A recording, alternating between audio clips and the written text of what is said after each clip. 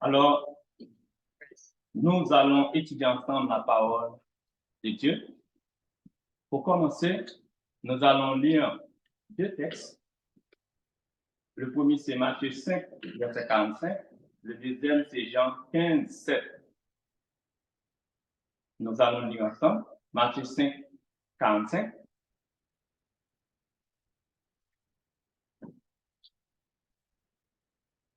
Matthieu 5, 45.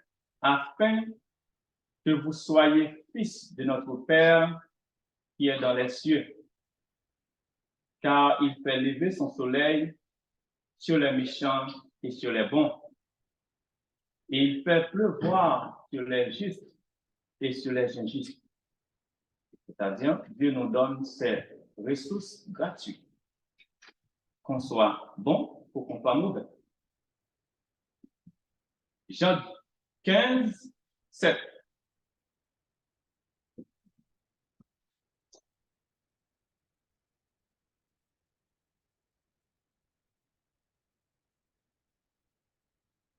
Si vous demeurez en moi, Jean 15, 7.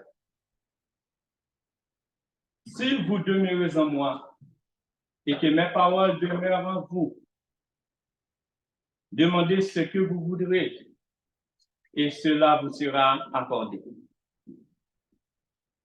Non seulement Dieu nous donne les ressources, qu'on soit bon, qu'on soit mauvais, qu'on soit chrétien, qu'on soit païen, qu'on soit juste, qu'on soit injuste. Mais il a ajouté, si vous demeurez en moi, demandez ce que vous voulez. Notre sujet de ce matin, c'est richesse et pauvreté. Pourquoi ce sujet? Alors, tout le long de l'exposé, vous êtes invité à poser des questions. N'hésitez pas. Le but ultime, ce n'est pas de finir le sujet au complet.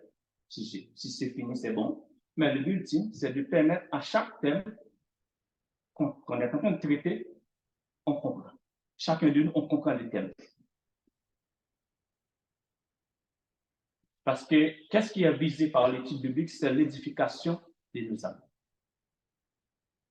Afin que nous soyons plus proches de notre Sauveur et Seigneur Jésus-Christ. Alors, l'objectif général, c'est aider à comprendre que et la richesse et la pauvreté sont souvent des termes relatifs utilisés par les humains.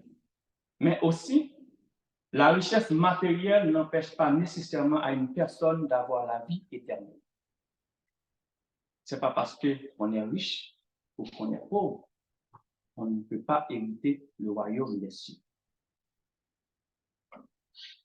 Mais pour arriver à cet objectif général, qu'est-ce qu'on a comme plan? Et qu'est-ce que nous allons discuter ensemble? La première chose que nous allons voir ensemble, c'est voir comment on voit le thème richesse, comment on voit le thème pauvreté. Non seulement du point de vue global, mais du point de vue biblique. Le deuxième point qu'on va voir, c'est d'où viennent les richesses? D'où vient la pauvreté? Dans le troisième thème, on va essayer de faire une classification, catégoriser richesse et pauvreté. Le quatrième point, qui est le point que j'aime beaucoup, c'est on va voir est-ce que quand on est riche, est-ce que ça veut dire qu'on ne peut pas avoir accès au royaume des cieux? Et finalement, on va voir comment on peut encourager les gens à créer des richesses et comment on doit décourager les gens à rester dans la pauvreté. Des fois, on encourage les gens à rester dans la pauvreté sans qu'on ne se rende même pas compte. Et on va voir ensemble. La première chose, c'est la définition. Est-ce que quelqu'un, ou n'importe qui, peut commencer? C'est quoi la richesse?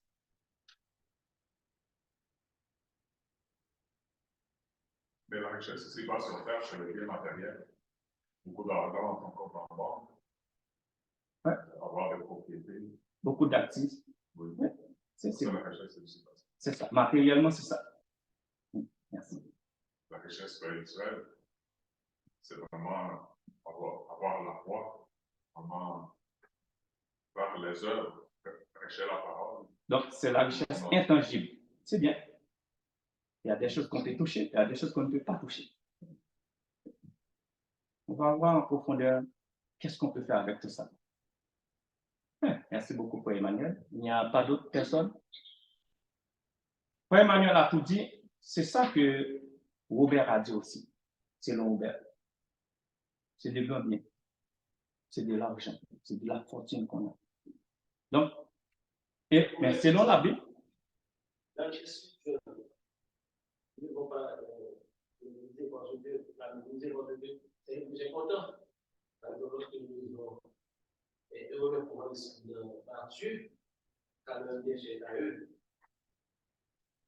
Là, le Seigneur ne va pas de la richesse spirituelle, c'est le plus important.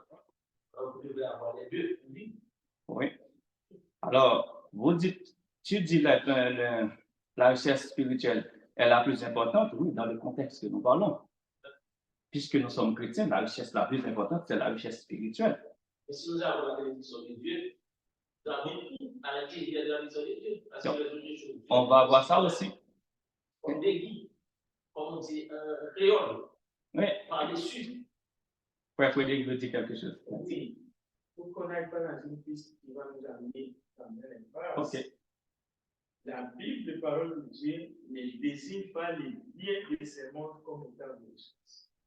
Il y a les vraies richesses que Dieu lui donne, mais les biens de ce monde, ce sont des richesses éphémères. C'est un terme qu'on utilise, que c'est des richesses, mais ce ne sont pas des richesses. Pour s'en servir, des biens qu'on a, des choses contemporaines, mais on dit des choses qui s'usent. Donc, il faut vraiment faire cette différence d'entrée pour ne pas considérer que l'or, l'argent, ces choses-là sont des richesses. D'ailleurs, la Bible appelle ça, c'est des richesses, il y a un terme qui sont des richesses injustes. Ouais. Ouais.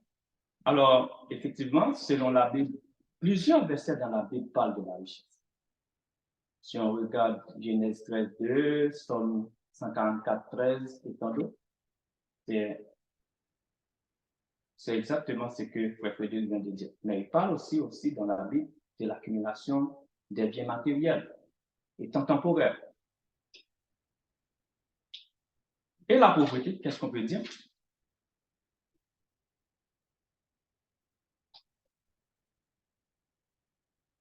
Exactement, c'est le contraire de la richesse. Merci, Marcel. Ouais. C'est insuffisance de matériel, mais insuffisance aussi de moralité aussi, la pauvreté.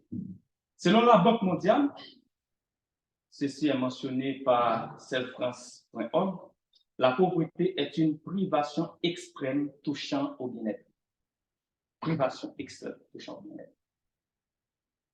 Mais on sait aussi la pauvreté, des fois, ça reste relatif. On va voir ça plus loin. Donc, on va lire Lévitique 14, 21. Il parle de la pauvreté. Lévitique 14, 21. Je vais lire pour vous. Si les pauvres et que ses ressources soient insuffisantes, il prendra un seul agneau qui sera offert en sacrifice de culpabilité, après avoir été agité de côté et d'autre, et avec lequel on fera pour lui l'expiation. Il prendra un seul dixième de fleurs de farine pétrie à l'huile pour l'offrande et un long jeûne. Donc, la question de la pauvreté et des richesses, ça fait, sur le plan terrestre, ça fait référence à l'accumulation ou au manque de biens ou bien de moyens tangibles.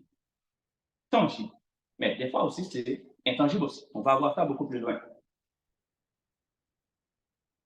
Qu'en est-il de la richesse de la pauvreté? Ça va nous permettre de comprendre mieux la définition qu'on vient de voir.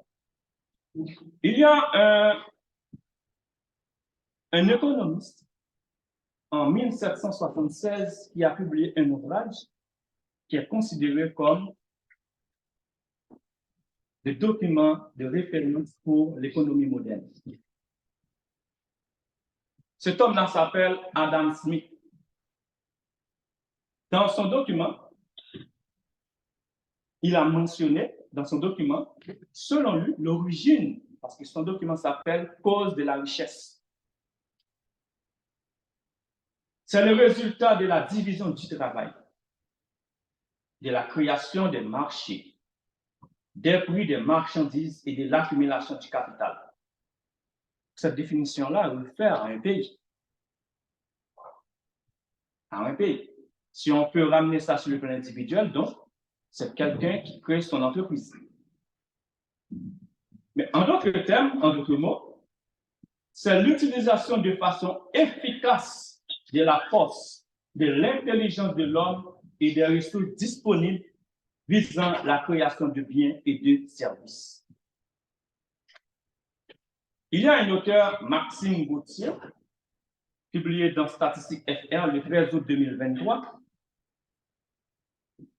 Il a identifié en 2020 3 sources de richesse. La première source, il a dit que ce sont des gens qui créent elles-mêmes à partir de leur force du travail. Ils créent leur héritage, ils créent leur richesse. Donc, ça représente 60%. Donc, 60% des milliardaires, de ceux qui sont extrêmement riches, ce sont eux qui travaillent à partir des connaissances qu'ils ont, des moyens qu'ils ont. 60%, ça représente. Il y a des gens qui tirent leur fortune à partir de l'héritage et de l'autodidacte, c'est-à-dire la personne ne va même pas à l'école. Il utilise son cerveau pour faire produire des choses. Et cette catégorie de personnes, ça représente plus que 28%. Et la dernière source, ce sont des gens qui sont riches à partir de l'héritage. Ça représente près de 11%. Selon Proverbe 10, 22, la richesse est la bénédiction de Dieu. Est-ce que quelqu'un peut dire pour nous Proverbe 10, 22, s'il vous plaît?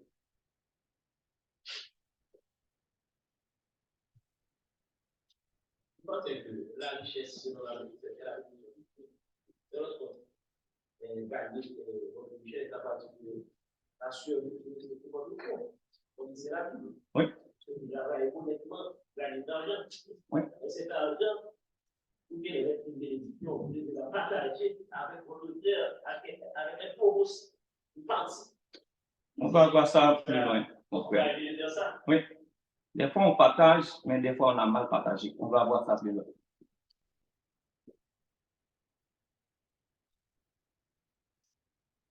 Oui. C'est la bénédiction de l'Éternel qui enrichit et il ne la poursuivre d'aucune chaleur. Merci beaucoup, frère Enrico. Exactement.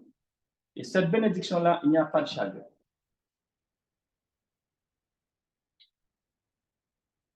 Maintenant, on va voir la pauvreté. Selon les Nations Unies, en mai 1992, lors du sommet de la planète Terre en Rio de Janeiro, les Nations Unies définit la pauvreté a pour origine la répartition inégale de la nourriture, des terres et du capital. Les Nations Unies. Mais bibliquement, j'ai trouvé un texte biblique qui nous explique mieux, selon moi, l'origine de la pauvreté. Je voudrais que quelqu'un lise pour nous Proverbe 6, 9, 11.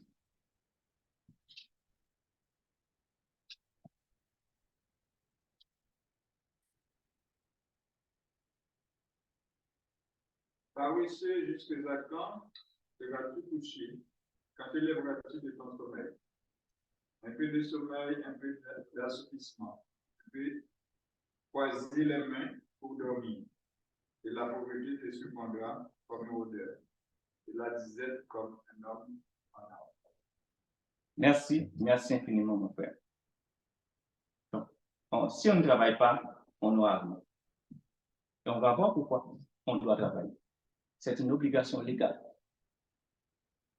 Donc, la richesse ou la pauvreté, c'est la résultante d'une bonne ou d'une mauvaise utilisation des ressources qui nous sont disponibles. On a beaucoup de ressources, mais des fois, soit on les mal utilisées, soit on les sous-utilise. Mais pour certains pays, on n'empêche pas aussi, on n'ignore pas aussi pour certains pays, c'est une question de mentalité, une question de culture, attribuant souvent la richesse est donnée par le diable.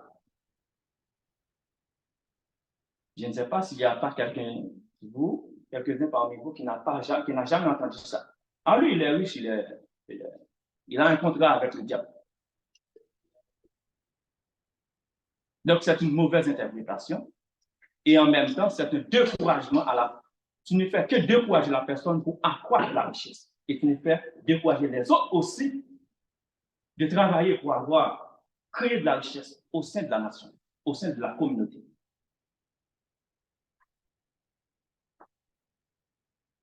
Quelles sont les catégories de richesse? Quand on a compris les définitions ainsi que l'origine de la richesse ainsi que de la pauvreté, on arrive à distinguer deux grandes catégories de richesse et de pauvreté. Richesse matérielle, les richesses qu'on peut toucher, les choses qu'on peut toucher, les biens matériels, les biens physiques qu'on peut toucher. Ça, c'est matériel, on peut le toucher. Les richesses matérielles. Mais il y a aussi des richesses matérielles naturelles, comme l'eau et la terre. Tout le monde a cette richesse. Tout le monde. L'eau et la terre. Il y a les richesses immatérielles. Les richesses immatérielles, ce sont des richesses intangibles. On ne peut pas les toucher. Des fois, on le sent, on peut le sentir, on peut le reconnaître, mais on ne peut pas le toucher. Mais on peut toutefois le transformer en des richesses matérielles.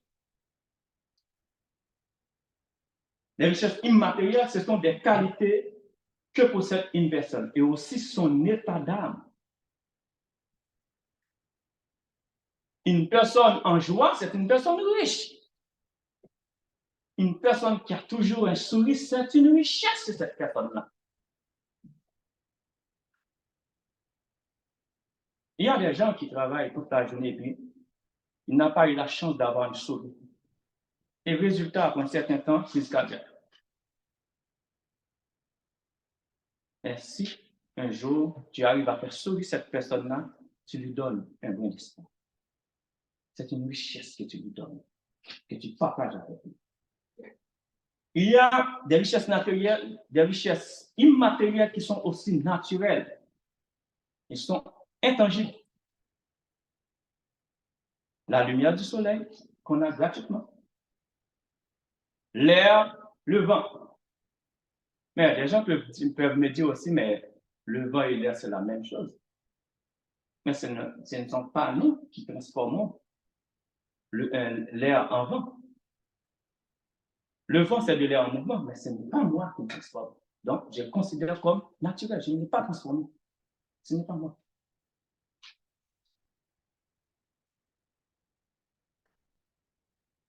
Donc, sur le plan spirituel, ce sont des dons, je pourrais dire des dons de l'esprit, les qualités que les personnes qu'on a, les dons qu'on a, la foi qu'on a, c'est de la richesse.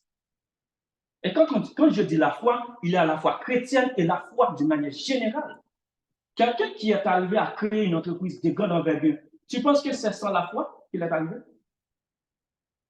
C'est la foi qui lui permet de créer cette grande entreprise-là. N'importe quel entrepreneur. Si tu arrives à créer quelque chose de stable, c'est la foi. C'est parce que tu y crois. C'est la foi. Donc, la foi en général. Il y a la foi chrétienne, la foi en général. Oui. Il y a la foi en général. Est-ce qu'il y a plusieurs fois? Parce que la Bible dit qu'il y a une deuxième, un seul Dieu, plusieurs fois. Est-ce qu'il y a plusieurs? C'est une façon de parler lorsque je dis la foi en général. Je m'explique. La foi chrétienne, c'est quand on est chrétien. Tout ce qu'on fait, même quand on crée une entreprise, c'est la foi chrétienne qui nous permet de le faire. On croit que ce qu'on va faire, on va réussir parce qu'on sait que Dieu est avec nous. Est-ce que c'est clair? Je m'excuse, une minute, je vais terminer. L'autre fois que je parle, je m'excuse infiniment, l'autre fois que je parle de la foi en général, quelqu'un qui est païen, qui ne croit pas que Dieu existe, dit, moi, je vais faire une entreprise. Il a pris plusieurs échecs, mais il continue. Mais qu'est-ce qui lui permet de continuer? C'est la foi, c'est la foi. C'est ça la foi. Il a pris des échecs, il continue. Il y a même quelqu'un qui cherche un emploi. Pendant plusieurs années, il cherche de l'emploi, il ne peut pas, mais il continue à chercher de l'emploi. C'est la foi. Oui, c'est mon frère.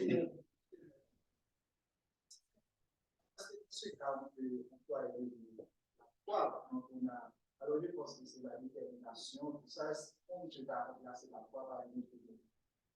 Moi, c'est la détermination, tout ça. Ouais, je peux comprendre la question, mais ce que j'ai à te dire, mon frère, c'est que la détermination peut l'avoir et puis d'un seul coup, on trouve un échec, paf, on est découragé. Mais quand on persiste, malgré de nombreux échecs, nombreuses épreuves, nombreuses persécutions, par exemple, Thomas Edison. J'ai appris que c'est sur la 1000e fois qu'il a réussi à créer l'ampoule électrique. C'est la 1000e fois. Mais qu'est-ce qu'il pousse à faire finalement? 1000e fois. 999 fois, ne pas réussir. À chaque fois, mais vous avez échoué 999 fois. Qu'est-ce qu'il a dit? Il a dit non, je n'ai pas échoué 999 fois. Je sais tout simplement qu'il y a 999 façons qu'on ne peut pas créer une ampoule électrique. Mais c'est la foi, la persistance. Justement, hier soir, j'avais été avec un ami parce que quand c'est venu, la protéine de l'Église, c'est pas c'est une des questions que nous avons discutées hier. Ça fait un long débat, l'action de la foi. Les chrétiens, la communauté chrétienne s'est souvent appropriée la question de la foi. Et la question de la foi, c'est quelque chose qui est transversal. Je vais vous dire pourquoi. Il y a tellement d'exemples que je vais juste quelques exemples. Tout d'abord, comprendre dans Hébreux 11, quelle est la définition de la foi? La foi est une ferme assurance des choses qu'on espère. Voilà. Une démonstration des choses qu'on ne voit pas. Voilà. Est-ce que ça, c'est dans un contexte seulement spirituel chrétien? Non, ça va au-delà de ça. Oui. C'est pour ça que Jésus a dit, si quelqu'un dit à cette montagne de t'asseoir et de dernière, c'est que c'est une vision qui est transversale. Pourquoi je veux dire ça? On a pris tellement d'exemples dans la Bible. Jésus avait fait des miracles. Pour beaucoup de gens qui étaient là, ce pas des gens nécessairement qui croyaient en Jésus parce que bon, le Messie était venu, bon, il était là, le petit gars de Nazareth. Beaucoup de gens venaient vers Jésus par désespoir. Parce qu'ils savaient que peut-être la seule personne qui avait entendu le miracle qu'il avait opéré. Ouais. Donc ces gens sont venus et disent, je vais aller vers Jésus parce que c'est ma dernière chance d'avoir une guérison. Jésus a dit à ces gens-là qu'ils avaient la foi, que ta foi t'a sauvé. Oui, effectivement, ces gens sont avec une foi parce qu'ils sont avec une idée en tête. Très clair. La seule personne qui pourra les aider, le dernier recours, c'est Jésus. Oui. Pas parce que nécessairement ils croyaient en Jésus, nécessairement. Non. Il faut dire ça. Exact. Donc ça veut dire qu'à bien des égards, l'action de la foi, c'est tout. Nous, maintenant, comme chrétiens, cette foi-là, ce concept général, parce qu'on sait un peu approprier l'action de la foi. Mais effectivement, oui, on se l'approprie dans certaines dimensions, parce qu'on est maintenant, on est Dieu dans cette foi-là maintenant. Pour nous, ce n'est pas un mystère. Ouais. C'est qu'on dit que tout ce qu'on fait, c'est grâce à Dieu. Et on sait que Dieu nous a fait des promesses. Et dans ces promesses-là, maintenant, nous avons la conviction profonde qu'il est avec nous. Que peu importe ce qui va arriver, on sait qu'il est là avec nous. Maintenant, cette foi-là, c'est une foi qui nous enracine. C'est pour ça que même quand on va dire que la foi sans les œuvres est une foi morte, elle est morte. Ça devient une combinaison de facteurs. Donc, moi, ce que j'essaie de dire, c'est souvent la communauté chrétienne, c'est qu'on parle de la foi, mais on dirait qu'il y a le concept de la foi en ça, on ne le comprend pas souvent, on prend ça comme quelque chose de... On ne l'utilise pas. Uniquement spirituel, oui. Mais c'est quelque chose qui va bien au-delà de ça. Oui. Je m'excuse, je me rappelle, j'ai travaillé dans une entreprise et puis on était en train de parler, et puis les gens abordent la question de la foi, c'est une question purement utilisée par les chrétiens, dans le sens de minimiser la question de la foi. Moi, j'étais là et je dis, bon, est-ce que vous savez que quelqu'un qui a fait un calcul de portée d'une poutre de 15 mètres en béton, tu penses que c'est la formule qu'il a utilisée qui le permet de le réaliser? Non, pas du tout. La formule dans la formule, c'est une codification 2 fois que la première personne a réalisé, il l'a codifié. C'est la foi codifier les formules. Donc, des fois, les gens disent qu'il n'y a pas de rapport entre science. Non. Là, les formules, c'est une forme de foi codifiée. Et il faut suivre les étapes pour réussir. Je peux parler. Je ne veux pas que nous donnions la conclusion. Parce que je vois que l'interprétation sur les choses, il y a des choses, par exemple, de la science, il y a des scientifiques. Lorsque un nouveau arrive au bénéfice, il a dit, mais si tu veux, tu peux l'écrire, tu peux le manipuler. Cette personne-là qui a demandé à Jésus de le guérir, c'est en Jésus qu'il a la foi ou bien dans les miracles qu'il avait vu que Jésus a fait. Les miracles ont été faits par Jésus. Parce qu'il y a 2 choses qui existent. Soit qu'on est pour Dieu, ou bien on est pour Satan. Et pourquoi on voulait mélanger les choses comme si vous voulez. Non. Parce que Dieu fait appel à la foi. Oui, je comprends, mais on peut avancer. Mais une chose que je dois te dire, mon frère, une chose que je dois te dire, on ne mélange pas les choses. C'est tout simplement la foi, c'est la foi. On parle de la foi d'ordinaire, c'est parce qu'il y a des gens qui ne sont pas chrétiens. On ne peut pas ignorer ça. Mais quand on est chrétien, on parle de la foi, on parle de foi chrétienne. Donc, automatiquement, Dieu entre là-dedans. Oui. Mais la foi reste la foi. Et la définition de la foi a été donnée. C'est donné dans la Bible. Une ferme assurance des choses qu'on espère. C'est la foi en Dieu. La foi en Christ. Bon, mon frère, il faut dire.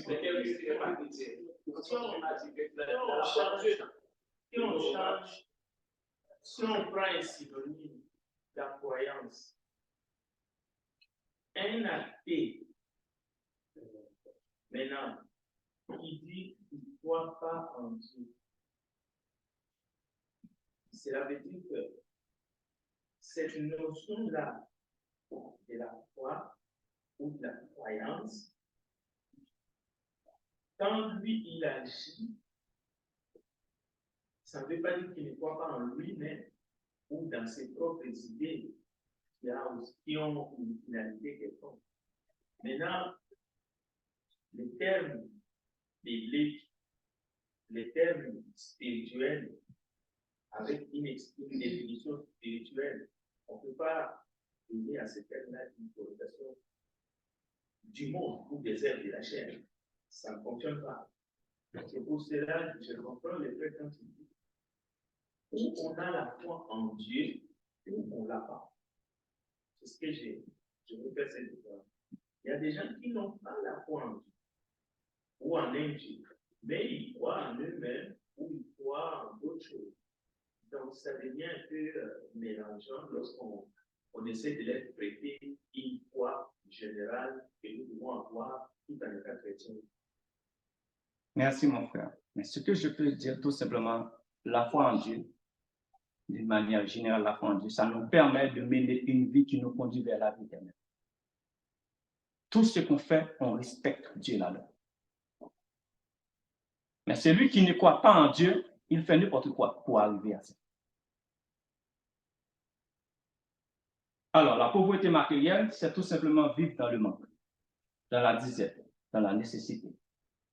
Sur le plan pauvreté immatérielle, c'est un faible d'esprit. Quand on a un faible d'esprit, un manque de maturité, même l'état d'âme aussi est considéré comme pauvreté immatérielle.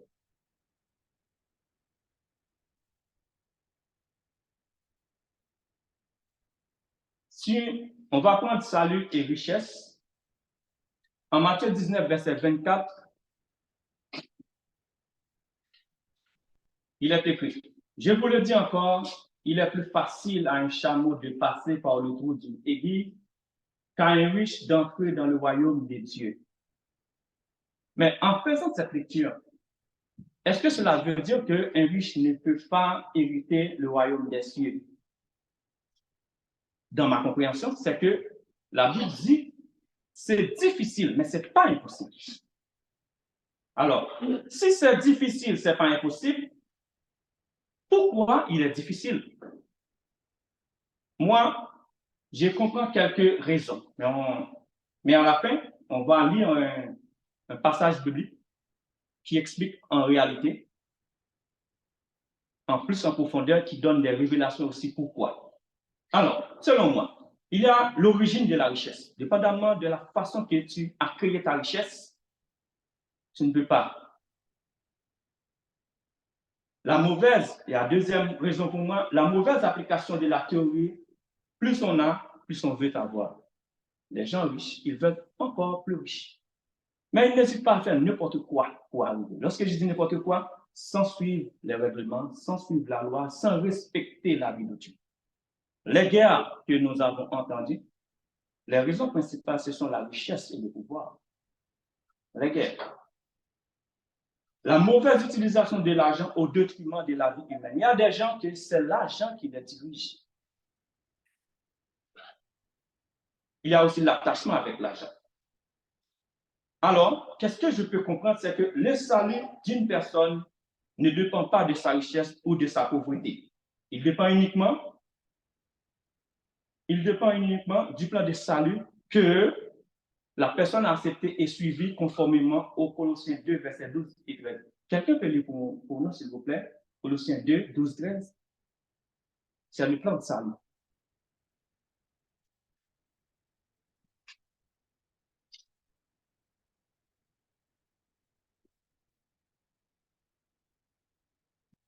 Quand été ensevelis avec lui par le baptême, vous êtes aussi ressuscités en lui et avec lui, par la foi en la puissance de Dieu, qui l'a ressuscité des morts.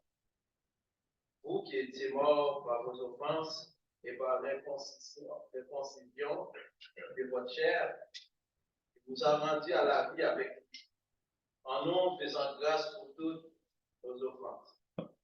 En conclusion, moi, selon ça, si vous suivez le plan, vous acceptez le plan, et que vous restez à vivre dans la nouvelle vie que vous choisissez, vous aurez la vie éternelle. Mais si on veut vraiment savoir pourquoi, on va voir apôtre Paul, dans la première lettre écrite à Timothée, il a donné des révélations, il a dit exactement pourquoi, en quelque sorte, qu'un homme riche, ou un homme riche ne peut pas hériter le royaume des cieux. Quelqu'un peut lire pour nous, s'il vous plaît, 1 Timothée 6, 9, 21.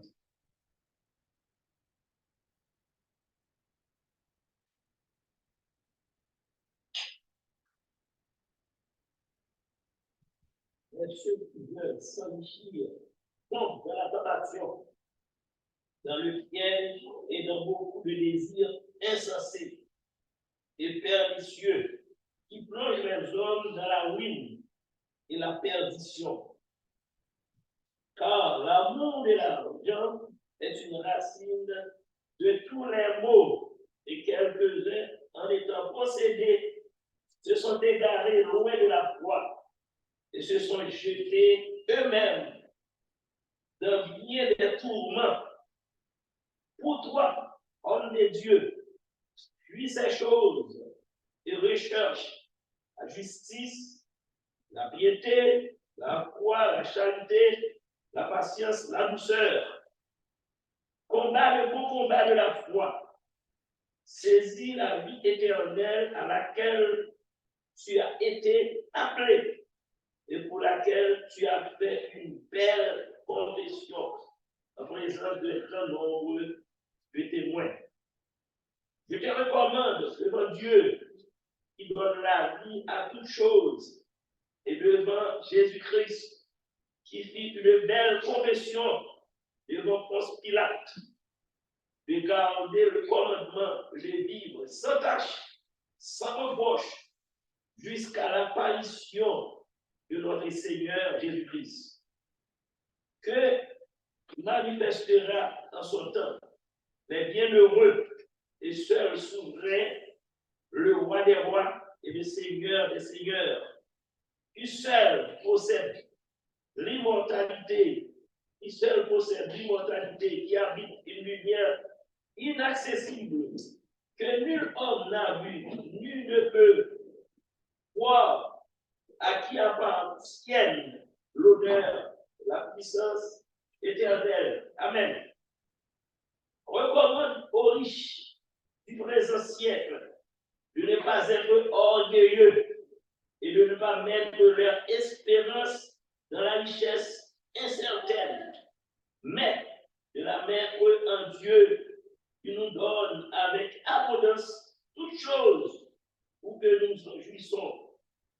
Recommande-leur de faire du bien, d'être riche en bonne œuvre, d'avoir de la libéralité, de la générosité et de s'amasser ainsi pour l'avenir un trésor placé sur un fondement solide afin de saisir la vie éternelle.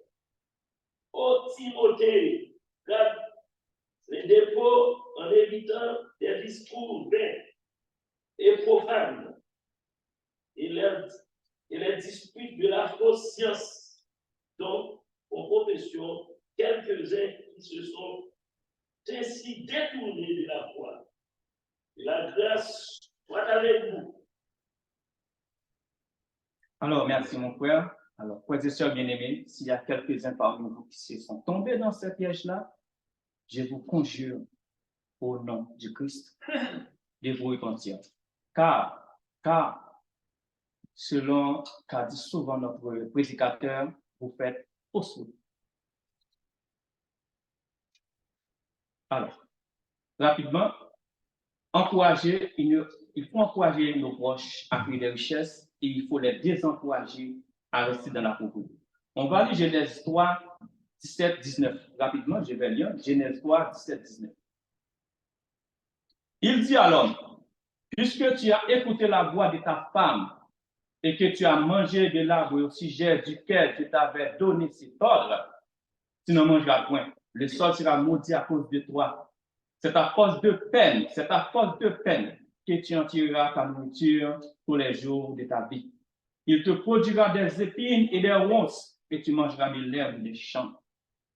C'est à la sueur de ton visage ou à la sueur de ton front que tu mangeras du pain, jusqu'à ce que tu retourneras dans la terre d'où tu as été pris, car tu es poussière et tu retourneras dans la poussière. Donc, Dieu, c'est un commandement, il faut travailler pour manger. Il faut travailler pour créer de la richesse.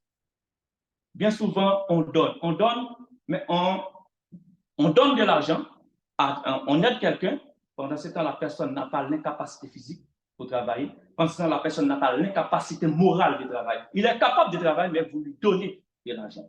Vous pouvez donner de l'assistance à quelqu'un qui est capable de travailler, mais toutefois, il faut que ce quelqu'un-là soit en train d'étudier et qu'il n'est pas capable de travailler lui-même. Il est en train d'étudier, il est en train d'apprendre quelque chose. C'est alors que vous lui donnez. Vous pouvez le donner jusqu'à ce qu'il est capable de travailler, c'est-à-dire finir la formation et chercher de l'emploi. Mais s'il a fini la formation et puis le reste, je ne trouve pas d'emploi, tu dois cesser de l'aider économiquement pour le pousser à chercher son pain. Parce qu'en l'aidant, sans le provoquant à chercher son autonomie financière, vous le détruisez. Et croyez-moi, lorsque vous faites ça, est-ce que selon nous, bien souvent, ça arrive dans plusieurs pays, Haïti en particulier. Moi, je me pose des questions. Est-ce que ce n'est pas cette pratique, depuis des décennies, qui ont conduit Haïti à cette situation qu'on vit actuellement? Mais je me pose une question. Est-ce que quand on fait quelque chose comme ça, on encourage des gens à rester comme sur notre responsabilité pendant ce temps, la personne est capable de travailler, on l'empêche de travailler? Est-ce que ce n'est pas un péché? Est-ce que ce n'est pas une offense à la volonté de Dieu, puisque Dieu a dit, c'est avec la sueur de ton front et non par la sueur d'autrui? Alors, mon frère a quelque chose, mais n'oubliez pas ce passage, le proverbe 6, 9, 11, qui parle « Paresseux, jusqu'à quand seras-tu couché ?» etc., etc. Donc, l'heure arrive. On peut prendre une seule question. Frère Révolus, désolé.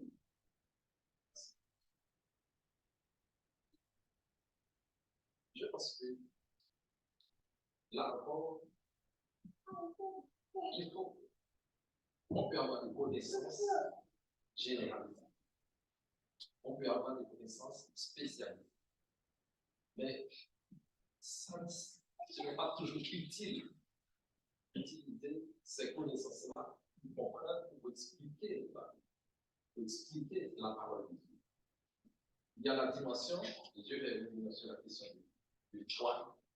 Malheureusement, on a utilisé Hébreux 11 verset 1 pour faire de la foi une entité généralisée. Et ça, c'est vrai. Deuxième chose, il faut toujours utiliser définition généralisée pour nous dans un dictionnaire de n'importe quel terme pour expliquer une définition de la foi. C'est peut-être utilisé dans la Bible et peut-être n'importe qui a fait la théologie, peut-être que savoir ça vient de quoi. La foi a une connotation spirituelle, soit au Dieu créateur, soit dans l'autre. Confiance peut être synonyme de la foi, pas toujours. On peut être confiant qu'on fait quelque chose, qu'on va réussir sur la chose. Ça, c'est pas la foi.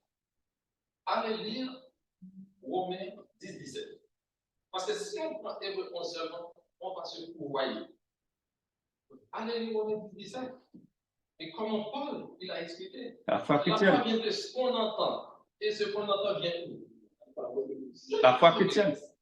Et parce que tous les autres textes qu'on utilise, quand vous voyez la foi, la Bible n'a pas besoin de dire que c'est la foi qui sauve, la foi en Christ. Quand la Bible parle de la foi, ça a une seule connotation spirituelle. Et ça n'a rien à voir avec la foi. Merci beaucoup, mon frère. Le sujet est très vaste. Merci. On reste dans le contexte spirituel. Mais on avait seulement fait pour dire quand on a la persévérance, la détermination, on continue. C'est comme si c'est la foi la personne a. C'est ça qu'on veut savoir. Mais la foi, la définition du mot la foi vient toujours à partir des textes bibliques. Mais quand quelqu'un persévère, il y a quelque chose en lui. Donc, on reste là. Merci pour tes interventions. Je pense qu'on aura plus de temps à élaborer sur la question de la foi. Merci de votre étude. Et j'espère que ça a été bien pour vous. J'espère que vous êtes utile. Merci. Bonne continuité.